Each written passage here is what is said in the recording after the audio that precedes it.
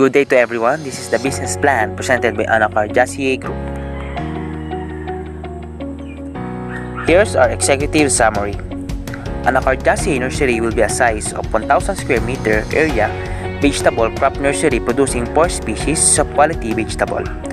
The nursery's target market will be a farm owner, also the people that want to make backyard gardening. By producing crops for a wholesale market, the owner will be able to operate the business plan on part-time basis, enabling him to remain at his current employment. Currently, farmers require quality vegetable crops to use for their businesses. The nursery will furnish these crops. The nursery is located in an area of high population growth in Silang, Cavite. The nursery plans to offer services to area businesses that nurseries outside the area of Region 4A cannot offer. Since the nursery will be geographically located inside the Region 4A, the nursery has the advantage of being able to have crops to any portion of the Region 4A within business days of an order. Anacardiaceae Nursery plans to produce only 4 species of vegetable crops to enable the owner to concentrate on producing quality crops. The owner has previously produced vegetable crops. The land used for the nursery was previously part of his vegetable growing operation. Since the nursery will be an area of 1,000 square meter, the owner will be need to hire any additional labor. This will add to any employee taxes and benefits as well as any workman's compensation insurance. This will make extra expenses and overhead costs associated with the employees. In reviewing the business plan concerning the financial statements, the success of a business like Anacardiaceae Nursery depends on offering vegetable of consistent quality and providing exceptional service. The success will also depend on developing close relationships with customers to determine future needs in regards to size, species, and production method. There are several small nurseries that will be the competitors. However, these nurseries do not supply the needs of all customers in the area. The owner believes that there is a market for the vegetables we produce. By catering to small businesses, the owner believes that he can market all of the vegetables that will produce. Anacardiaceae will face several challenges. These include wholesale sales will not net as much profit as retail sales. The owner will need to purchase some equipment. Weather conditions such as drought can affect the production of vegetable. The owner also has a close friend who was previously involved in the nursery and landscape business. The owner can consult with his friend for advice concerning the business. To overcome the other challenges A and B, nursery will need to borrow startup capital for an irrigation system and needed equipment. The nursery may try to establish a retail market for a portion of the vegetable produced.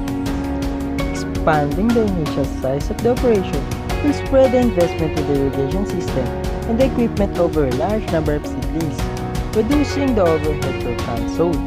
The owner has doubt about borrowing money to begin the business at this time.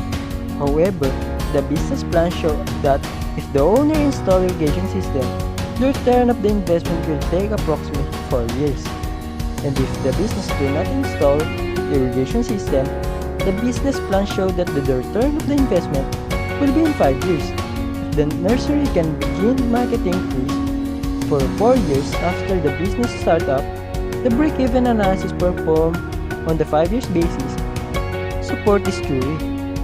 The author used the 6% interest rate for the cash flow analysis of the business. The business should still be viable with moderate interest rate. After completing the business plan, the owner determines that the business will be viable. The owner will be undertake the business opportunity in some form.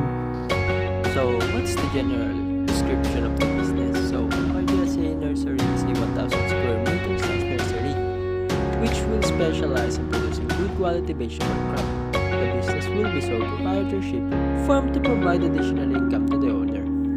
The nursery will specialize in 4 species of vegetable, including lady's fingers, eggplant, upland kangkong, and chili pepper.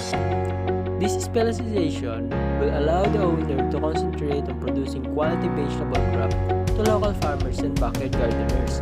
The business plan to produce vegetables in pot, and also seed tray method. So originally, by offering method of marketing, the business will offer customer an option of purchasing vegetable as they are accustomed and them toward the newer method of pot in pot. Potentially, customers are purchasing more vegetable produced by the seed tray method, while the pot and pot method is newer, more efficiently, and this method is producing vegetables. The nursery plan to sell all vegetables on the wholesale market to help alleviate the need of the sale personnel and the requirement of having to be at the business during the weekends and evenings. The nursery plan is to market vegetable with Cavite. The business will offer customer the option of purchasing vegetable at the farm. Of the business will offer delivery for a fee within the local area. So what's the mission? So the mission of Anacardiaceae Nursery is to produce and market quality deciduous vegetable crop at the competitive price for distribution within the local area. So the goal and objective of Anacardiaceae Nursery as a business in developing stage, Anacardiaceae Nursery has several goals relating to quality, growth of the business, and survival of the business. These goals and objectives as follows. To goal number 1, to produce quality vegetables for market within 4 years. To produce vegetables which meet the customer's specifications. To have a survival rate above 90% for the years the vegetables are in the nursery. Goal number 2, to produce vegetables using the Integrated Pest Management (IPM) system. By using the IPM system, the business will use fewer pesticides to reduce pollution. The IPM system will help reduce the cost of production for the nursery. The IPM system will produce healthier trees to help ensure long-term survival of trees. Goal number 3, to ensure repeat customers throughout the life of the business. By constantly surveying customers' needs and industrial trends, the business will adapt to these needs and trends. By offering a 1-season warranty, customers will develop trust in the business. By developing the customer's trust, the business will help ensure repeat business. Goal number 4, to expand the business after 5 years. To establish customers' loyalty and develop new customers after breaking into the market. To expand the number of species produced to stay current with changing markets. To expand the use of available land and use this land to its best economical use. Goal number 5, to produce vegetables at profit for the business. To produce quality vegetables at the lowest possible cost. To produce species of vegetables which will command the highest possible price.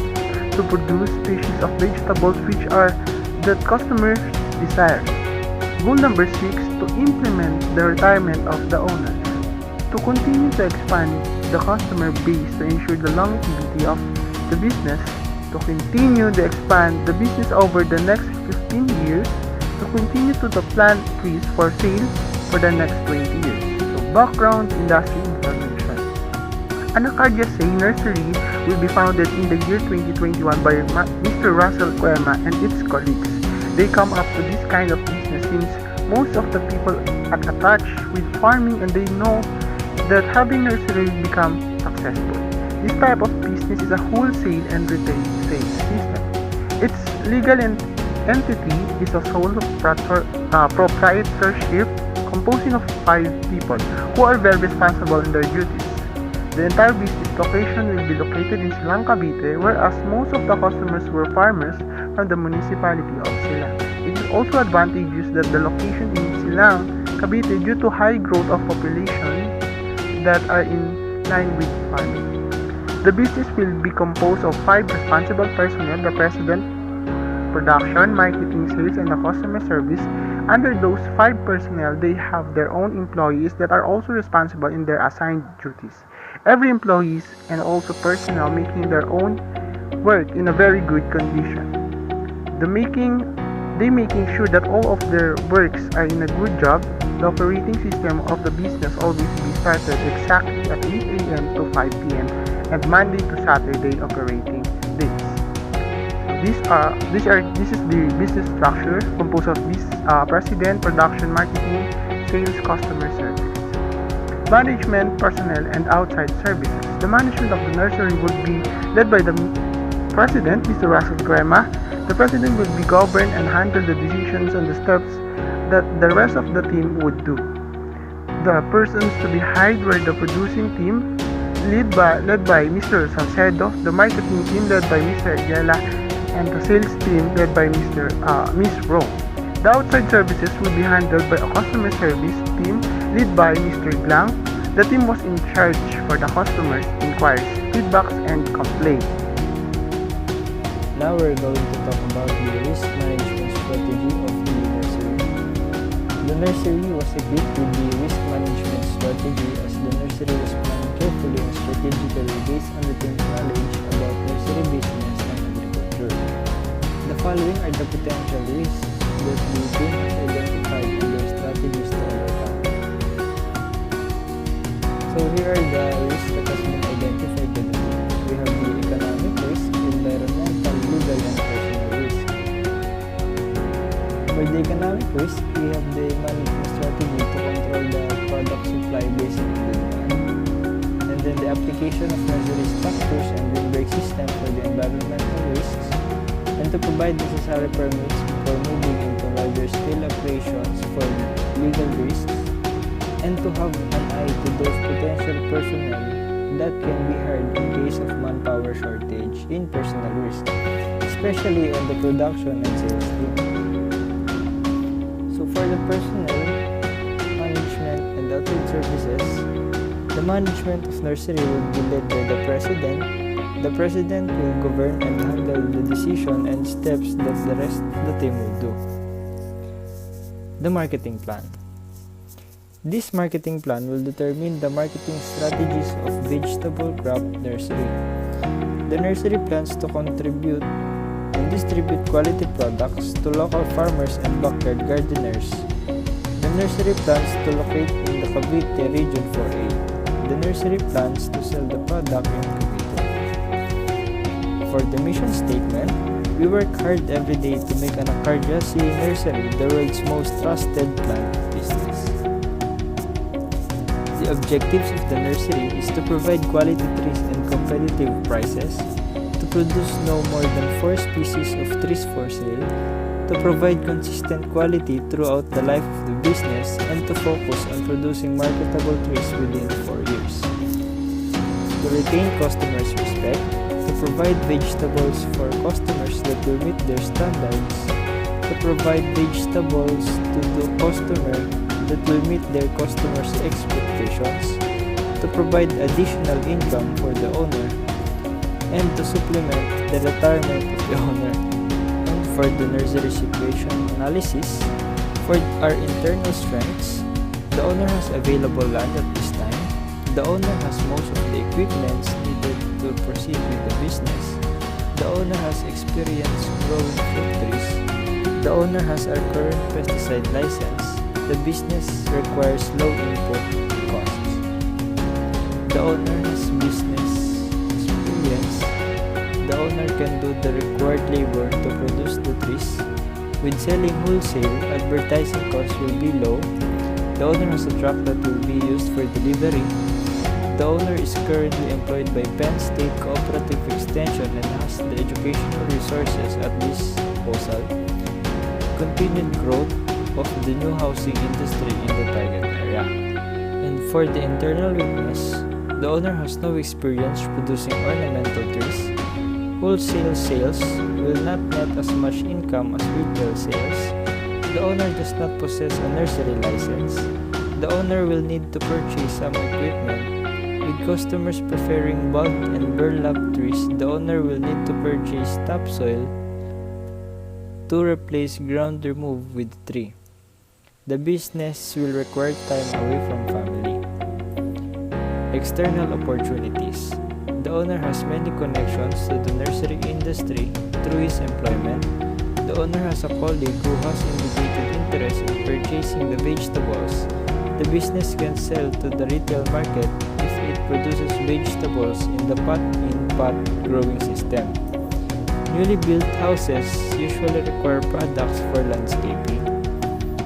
And for the external threats, of the last 4 growing seasons, there have been 2 years of drought.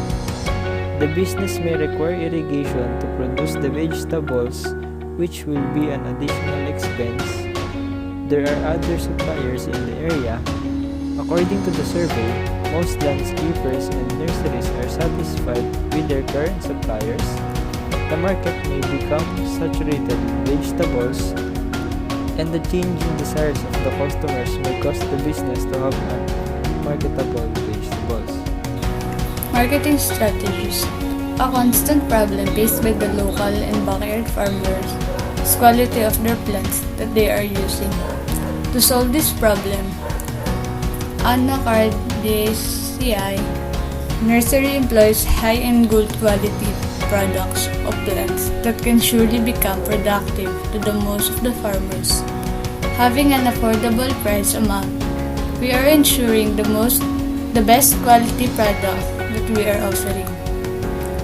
Marketing mix. The business plan to establish a long-term customers base and develop a close relationship with these customers. This will help ensure the business keeps in tune with industry trends. If the customers see trends towards offering species of vegetables, they can alert the business of this trend. Pricing trends will be determined by continuous research by the business and monitoring of input costs. The business plans to market trees at competitive prices as long as a profit can be established at these prices. If input costs rise, prices will need to rise accordingly. Our products: ladyfinger, eggplant, ALLAN kangkong, and chili pepper.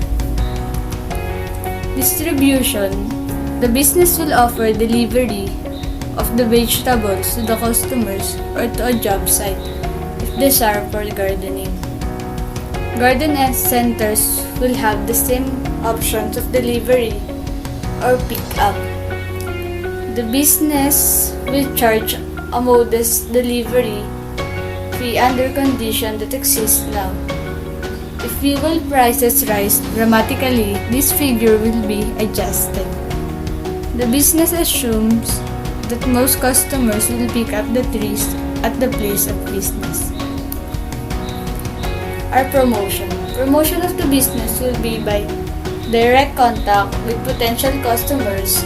This contact will begin before vegetables are started in the nursery, so the business knows the market desire before entering the business.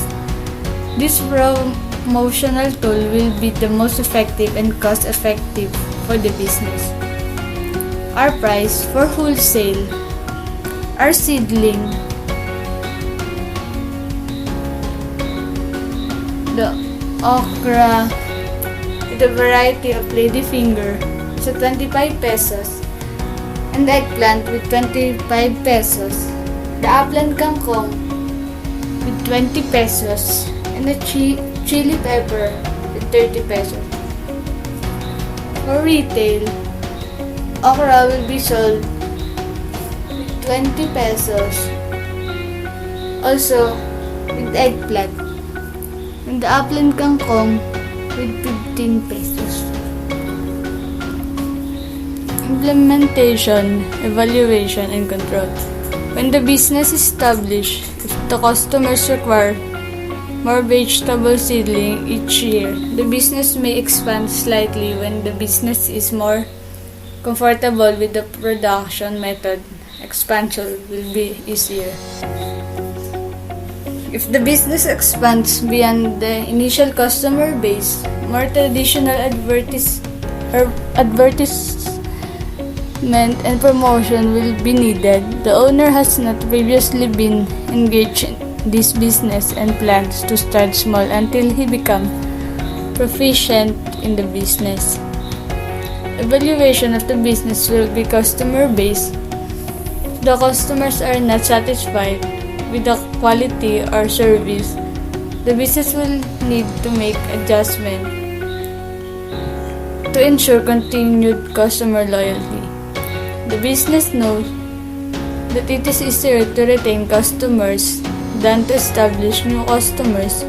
When a customer is not satisfied, the business needs to notice. Our financial plan. Other operation controls. An accountant will be used to produce income tax reports as needed. The accountant will also perform analysis as a check for the owner to ensure accuracy of records. This procedure will develop a system of check and balance needed by the operation. A quality crop consultant will periodically scout the nursery for pests. This consultant will then make any recommendation for pest treatment.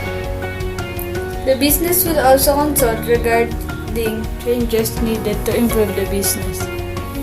The cash flow assumption. First, the owner will invest 100,000 pesos per year to start up capital. Then no labor will be billed to the business except outside contracted labor. The vegetable expense is calculated on an average for the species planted and includes shipping.